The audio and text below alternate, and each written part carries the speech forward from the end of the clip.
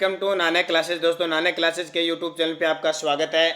आज है 3 सितंबर 2020 और 3 सितंबर 2020 के जितने भी most important Rajasthan current affairs के क्वेश्चन बनते हैं आज हम उनका डिस्कस करेंगे। पूरा वीडियो ध्यान से देखना और लास्ट में मैं आपसे क्वेश्चन पूछूंगा जिनके जवाब आपको कमेंट बॉक्स में देना है। दोस्तों, वीडियो अच्छा लगे तो लाइक कर देना, शेयर कर देना अपने दोस्तों में, और अगर आप चैनल पे नए हैं तो इसको सब्सक्राइब कर लेना और इसके पास लगे बेल आइकन के घंटे को दबाना, क्योंकि आने वाले समय में आपके लिए राजस्थान जीके की महा मैराथन 500 प्रश्नों के सब्जेक्ट ज्योग्राफी, हिस्ट्री, पॉलिटिकल, इन सब की क्लासें होने वाली हैं। तो तैयार रहिए सभी विद्यार्थी, आपके लिए बड़ी बड़ी क्लासें 2-2, 3-3 घंटे की आने वाली है।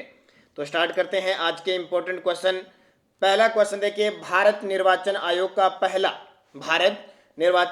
का पहला क्षेत्रीय मतदान जागरूक केंद्र राजस्थान में कहां स्थापित किया जाएगा? बहुत बड़ी बात, भारत निर्वाचन आयोग का पहला क्षेत्रीय मतदान जागरूक केंद्र राजस्थान के जयपुर जिले में खुलेगा। हमारे लिए बहुत बड़ी बात है। नहीं, मतदाताओं को इसके बारे में, चुनाव के बारे में जागरूक करने के लिए कैसे वोट डालने हैं, क्या महत्वता होती है उसकी लोकतंत्र में, ये सारी चीजें दर्शाने के लिए जयपुर में पहला क्षेत्रीय मतदान स्थापित किया जाएगा। मुख्य तथ्य, भारत निर्वाचन आयोग का पहला क्षेत्रीय मतदान जागरूक केंद्र राजस्थान के जयपुर में स्थापित किया जाएगा और इसके लिए जयपुर के इंदिरा गांधी नगर में 3,385 वर्ग मीटर भूमि निःशुल्क आवंटित की जाएगी। ये इंदिरा गांधी नगर नाम आते ही आपको याद रखना है, हाउसिंग बोर्ड के जो चेयरमैन है पवन अरोड़ा को इस इंदिरा गांधी नगर के अंदर हाउसिंग बोर्ड के क्षेत्र में काम करने के लिए ही नेशनल हाउसिंग बोर्ड अवार्ड दिया था। तो याद कोई चीज आज हमें जब भी कोई शब्द आ जाता है उस पर जरूर फोकस करना है कि हमने इस पे क्या पढ़ा था। कोरोना के कारण निर्वाचन आयोग ने 80 साल से अधिक आयु के वरिष्ठ नागरिकों और विशेष योग्य जनों के लिए पोस्टल बैलेट के माध्यम से वोट डालने की सुविधा प्रदान होगी। ये आपको पता है, अभी सुनील अरोड़ा हमारे देश के मुख्य निर्वाचन आयुक्त है, वो जयपुर आए हुए थे और उन्होंने यहाँ एक मीटिंग में भाग लिया था। अब निर्वाचन आयोग से संबंधित कुछ मुख्य बातें देखो, हम हर रोज बात पढ़ते हैं लेकिन जब भी कोई टॉपिक आता है उसकी चर्चा देखो। मुख्य निर्वाचन आयुक्त है हमारे वर्तमान में सुनील अरोड़ा। राजस्थान में मुख्य राज्य निर्वाचन आयुक्त कौन है? तो प्रेम सिंह मेहरा है। और निर्वाचन अधिकारी कौन है? प्रवीण गुप्ता है। निर्वाचन आयोग एक संवैधानिक निकाय है। संवैधानिक का मतलब संविधान में जिसका उल्लेख होता है, जो भारतीय संविधान के भाग 15, टोटल भाग कितने? 22, उसमें से 15 में यह है अनुच्छेद 324 से 329 तक वर्णित है। अनुच्छेद टोटल कितने हैं? 395 और 324 से 329 तक वर्णन है। भारत में जो निर्वाचन पद्धति है ना, वो अमेरिका के संविधान के अनुरूप है। किसके अनुरूप है? अमेरिका के संविधान से लिए, इसका मतलब है हमारा। इसके अलावा देखिए, चुनाव के समय किसी चुनाव प्रसार को 48 घंटे पहले बंद करना होता है। 48 यानी 2 दिन पहले बंद करना होता है। भारत के प्रथम निर्वाचन आयुक्त, मुख्य निर्वाचन आयुक्त सुकुमार सेन, और प्रथम महिला मुख्य निर्वाचन आयुक्त थी श्रीमती वीएस रमा देवी। 1990 के अंदर रही थी ये वीएस रमा देवी, ये याद रखना है। और राजस्थान के प्रथम मुख्य निर्वाचन आयुक्त कौन थे? अमर सिंह राठौड़। तो इतनी बातें आपके लिए इंपॉर्टेंट हो जाती है। अब बहुत सारे विद्यार्थी, रीट के विद्यार्थी मुझसे कहते हैं कि सर क्या रीट के अंदर करंट आएगा? रीट के अंदर करंट नहीं आएगा, लेकिन रीट के अंदर करंट के अलावा जो क्वेश्चन बनते हैं ज्योग्राफी, हिस्ट्री, पॉलिटिकल, किसी के भी, वो आपके लिए इंपॉर्टेंट है। जैसे ये रीट के लिए सारी चीजें इंपॉर्टेंट है जब पॉलिटिकल की बात आती है, क्योंकि क्वेश्चन के संदर्भ में जो भी होगी हम उसकी चर्चा जरूर करेंगे। दूसरा, स्मार्ट सिटी परफॉर्मेंस रैंकिंग में जयपुर को कौन सा स्थान मिला है? स्मार्ट सिटी परफॉर्मेंस रैंकिंग में जयपुर को 23वां स्थान मिला है। मुख्य तथ्य, आवास व शहरी मंत्रालय द्वारा जारी स्मार्ट सिटी परफॉर्मेंस रैंकिंग में जयपुर सिटी को 23वीं रैंक हासिल हुई है। जयपुर स्मार्ट सिटी के विकास कार्यों में सहभागिता के आधार पर रैंक मिली है। और वैसे भी हाउसिंग बोर्ड के क्षेत्र में और आवासन मंडल के क्षेत्र में बहुत सारे काम जयपुर में हो रहे हैं, तो इसके लिए इन्हें यह 23वीं रैंक मिली है। और कल हमने देखा था कि जयपुर अंतर्राष्ट्रीय हवाई अड्डे को सबसे व्यस्तम एयरपोर्ट की श्रेणी में यात्री भार के लिहाज से 13वां स्थान मिला था। ये देखिए थी। अब देखिए, अब बीएसटीसी का एग्जाम हुआ था, आपने देखा बीएसटीसी के एग्जाम में 30 क्वेश्चन ऐसे आए थे, नॉर्मल थे, और मेरी बहुत सारे विद्यार्थियों के साथ बातचीत हुई, वो नॉर्मल क्वेश्चन गलत करके आ गए। और मैंने पहले भी आपको जब बीएसटीसी की क्लासें लगाई थी मैंने कहा था 50 में से राजस्थान जी के 30 प्रश्न आसान, 10 थोड़े से जिसने पढ़ा है उसके लिए और 10 अलग आएंगे। तो 30% ऐसे आए, लेकिन उनमें से विद्यार्थियों ने, बहुत सारे विद्यार्थियों ने गलत कर दिया। अब मैं आपको बता देता हूँ, जब भी करंट अफेयर्स की बात हुई, जयपुर जिले के उपनाम, आधुनिक नाम बता देता हूँ मैं, यानी उपनाम क्या, जयपुर जिले के आधुनिक नाम, इसको किस किस नाम से पुकारा जाता है? पूर्व का पेरिस कहते हैं, ध्यान रखना। पिंक सिटी कहा जाता है, सिटी ऑफ आइसलैंड कहा जाता है, city of Iceland, heritage city कहा जाता है, रंगसूरी द्वीप कहा जाता है, वैभव का द्वीप कहा जाता है, रतन नगरी कहा जाता है, पन्ना नगरी कहा जाता है, और राजस्थान की राजधानी जो पी सत्यनारायण समिति की सिफारिश पर राजधानी बनी थी। और हाईकोर्ट की जो खंडपीठ है वो भी कहाँ पे है? जयपुर के अंदर। तो कुछ बातें जब भी हम किसी जिले की आएगी तो नई बातें करेंगे। तीसरा, देश के किस राज्य की पुलिस ने कोरोना के चलते ई सुनवाई व ई समाधान की शुरुआत की है? ये बहुत बड़ी बात है। ई सुनवाई होगी, और यानी कहने का मतलब डिजिटल तरीके से सुनवाई होगी और डिजिटल तरीके से ही समाधान किया जा सकेगा, तो हमारी राजस्थान पुलिस है। मुख्य तथ्य, राजस्थान पुलिस ने कोरोना वायरस के चलते 5 जिलों में ई सुनवाई व ई समाधान करने की शुरुआत करने की घोषणा की है। यानी इसके लिए उन्होंने व्हाट्सएप नंबर जारी किए हैं, 9530427722 पर अपने नाम, पता, उम्र व संक्षिप्त समस्या सहित रजिस्ट्रेशन करवाना होगा। ठीक है, ये आपकी समस्या क्या है, उम्र कितनी है, नाम सब होगा। यानी ये क्या हो गया, ये ई सुनवाई होगी, यानी सीधे घर बैठे आप डिजिटल तरीके से पुलिस को इन्फॉर्म कर सकते हो, जैसे आप थाने में जाके करते थे। उसके बाद में ई समाधानी आपका होगा, वो किस तरह होगा, वो उनकी प्रक्रिया, उनके पोर्टल पे उनका सिस्टम होगा, जिससे पुलिस उनकी समस्या का क्या समाधान कर सके, क्योंकि कोरोना वायरस की वजह से हो सकता है किसी क्षेत्र में न जा सके। और ये क्षेत्र कहाँ लागू होगा? जहाँ कोरोना संक्रमित लोग हैं, ज़्यादा हॉटस्पॉट क्षेत्र बना हुआ है, रेड जोन में आ रहा है, उनके लिए ये सुविधा है। राजस्थान पुलिस के महानिदेशक है भूपेंद्र सिंह यादव, और राजस्थान पुलिस दिवस कब बनाया जाता है? 16 अप्रैल को बनाया जाता है। राजस्थान पुलिस की स्थापना 1951 में हुई थी, और दिवस कब बनाया जाता है? 16 अप्रैल को। चौथा, हाल ही में राजस्थान के किस दुर्ग में खगोलीय घटनाओं को देखने के लिए आधुनिक टेलीस्कोप लगाया गया है? जो खगोलीय घटनाएं होती है ना, उनको देखने के लिए आधुनिक टेलीस्कोप लगाया जाएगा, तो ये हमारे राजस्थान के नाहरगढ़, जयपुर के अंदर दुर्ग में लगाया जाएगा। मुख्य तथ्य, राजस्थान में पर्यटकों को आकर्षित करने के लिए जयपुर के नाहरगढ़ दुर्ग में यात्री पर्यटन शुरू करने के लिए आधुनिक तकनीक का टेलीस्कोप लगाया जाएगा, जिससे क्या पर्यटकों को बढ़ावा मिलेगा, जाहिर सी बात है, जिससे अंतरिक्ष की खगोलीय घटनाओं को भी देखा जा सकता है। एक तो अंतरिक्ष की खगोलीय घटनाओं को देखेंगे, और एक फिर रात्रि में आकर भी पर्यटक देख सकते हैं, क्योंकि रात में तारे होते हैं, सब अलग अलग, अंतरिक्ष का वातावरण ही अलग होता है रात को, तो उसके लिए क्या है। अब बात आती है नाहरगढ़ दुर्ग की, तो पहली बात तो क्वेश्चन इतना आता है, नाहरगढ़ दुर्ग कहाँ पे है? जयपुर में। अब थोड़ी सी बात हम कर लेते हैं। निर्माण इसका 1734 में स्वाई जयसिंह ने करवाया था।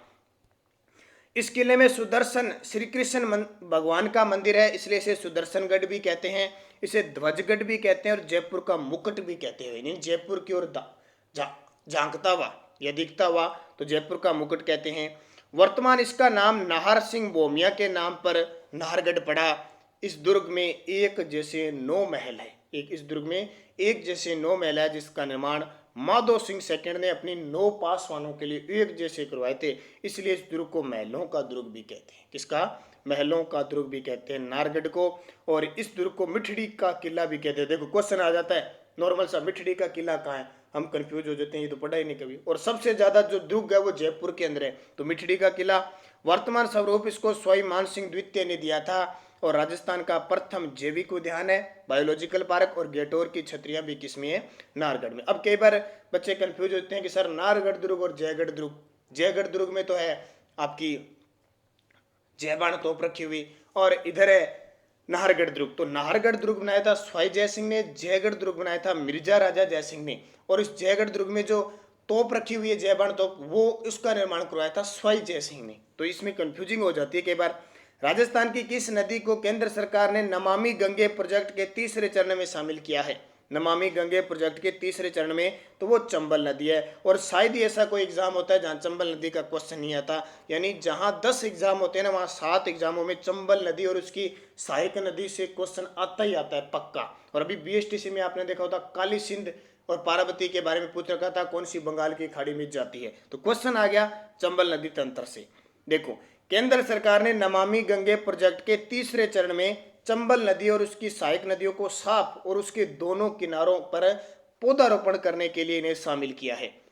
राष्ट्रीय चंबल घड़ियाल जो अभ्यारण्य है, जो चंबल नदी के अंदर है, उसका 625 वर्ग किलोमीटर का जो क्षेत्र है ना, उसमें से 284 वर्ग किलोमीटर लंबा क्षेत्र नमामि गंगे प्रोजेक्ट में शामिल किया गया, यानी उसको साफ सफाई है, उसके पेड़ पौधे लगाने हैं वहां पे किया है। चंबल की सहायक नदियां जैसे झालावाड़ की काली सिंध, बूंदी की मेज नदी, बारां की परवन और पार्वती, सवाईमाधोपुर की बनास व गंभीरी नदी शामिल है। अब इनके क्वेश्चन कभी भी एग्जाम में आ सकते हैं, इनका उद्गम पूछा जा सकता है, ये किन किन जिलों में बहती है पूछा जा सकता है, क्योंकि करंट में जो चर्चित होगा ना वो हर एग्जाम में क्वेश्चन आएगा, मैं आपको बार बार बता रहा हूँ।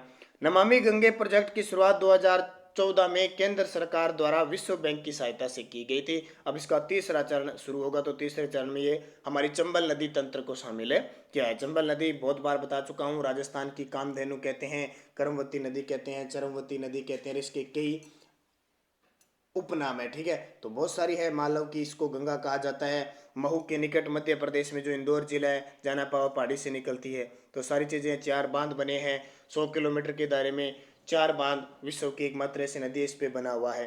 तो सारी चीज़ें आप जरूर पढ़ोगे, क्योंकि यहाँ पे करंट के हिसाब से आपको जो नॉर्मल चीज़ें वो बताई जाती है। छठा देखिए, राजस्थान 15वीं विधानसभा सदस्य राजेंद्र राठौड़ अक्सर चर्चित रहते हैं, उनका वर्तमान में संबंध है। जानते हो आप राजेंद्र जी राठौड़ को, और 15वीं विधानसभा की वो विधायक है, विधानसभा के सदस्य हैं, तो चर्चित रहते हैं। वर्तमान में इनके पास कौन सा पद है 15वीं विधानसभा में, तो विधानसभा उपनेता प्रतिपक्ष है, वो विधानसभा उपनेता प्रतिपक्ष है। राजस्थान 15वीं विधानसभा के राजेंद्र राठौड़ वर्तमान में विधानसभा उपनेता प्रतिपक्ष और चूरू विधानसभा से विधायक है। इनकी पार्टी भाजपा है, और पिछली वसुंधरा सरकार में ये पंचायती राज मंत्री थे, ग्रामीण पंचायती राज मंत्री थे। और अब आपको कमेंट करके बताना है वर्तमान में राजस्थान 15वीं विधानसभा के अध्यक्ष कौन है और प्रतिपक्ष नेता कौन है। ये जैसे विपक्ष के नेता कौन है, ये तो उपनेता प्रतिपक्ष है, नेता प्रतिपक्ष कौन है, ये दोनों क्वेश्चन आपको कमेंट में जवाब देने हैं। सातवां, ऊर्जा मंत्री बीडी कल्ला द्वारा विज्ञान व प्रौद्योगिकी विभाग का क्षेत्रीय कार्यालय कहाँ स्थापित करने की घोषणा की गई है। विज्ञान व प्रौद्योगिकी विभाग का क्षेत्रीय कार्यालय तो ये भरतपुर में स्थापित करने की घोषणा की गई है। राज्य के ऊर्जा मंत्री कौन है, बीडी कल्ला, संबंध विधानसभा क्षेत्र बीकानेर, द्वारा विज्ञान व प्रौद्योगिकी विभाग का क्षेत्रीय कार्यालय भरतपुर में स्थापित करने की घोषणा की गई है। इससे पूर्वी राजस्थान के जो युवाओं हैं उनको लाभ मिल सकेगा। इसके साथ ही राज्य सरकार द्वारा शुरू की जाने वाले उद्यमिता, वैज्ञानिक पत्रकारिता, नवाचार, युवा वैज्ञानिकों को सम्मानित करने के लिए प्रदेश में स्ट्राइड पुरस्कार की भी घोषणा की गई। स्ट्राइड यानी साइंस के क्षेत्र में है, एजुकेशन के क्षेत्र में है, पत्रकारिता के क्षेत्र में जो होगा उनके लिए पुरस्कार भी शुरुआत की जाएगी। 8 नंबर देखिए, भारत का पहला अंतर्राष्ट्रीय महिला व्यापार केंद्र किस राज्य में स्थापित किया जाएगा। क्योंकि मैं आपको बता दें जो इंपॉर्टेंट होगा इंडिया लेवल का, वो एक आधा क्वेश्चन आपको मिलेगा। तो पहला अंतर्राष्ट्रीय महिला व्यापार केंद्र केरल के अंदर, मुख्य तथ्य है केरल के अंगमाली में ये बनेगा। IWTC महिला उद्यमिता में तेजी लाने और लिंग समानता को बनाए रखने का प्रयास है। नए व्यवसायों को शुरू करने, स्थापित करने, उनके उत्पादों को दुनिया भर के बाजारों तक पहुंचाने के लिए घर से दूर महिलाओं को एक सुरक्षित स्थान भी देगा।